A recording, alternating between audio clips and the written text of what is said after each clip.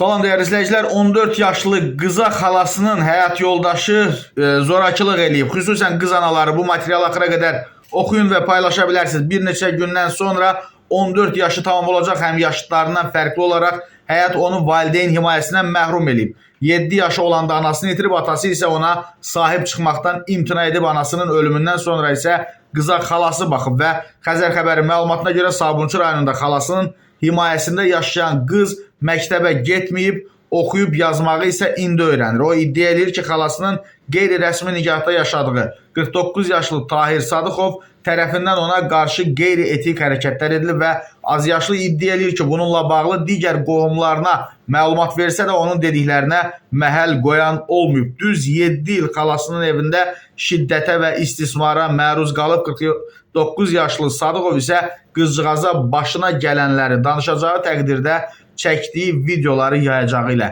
hədəliyib. Daxili İşlər Nazirliyi ilə bildirib ki, faktla bağlı ərazi üzrə polis bölməsində cinayət işi açılıb. Gürcüstan vətəndaşı olan 49 yaşlı Tahir Sadıxov polis əməkdaşları tərəfindən saxlanılıb.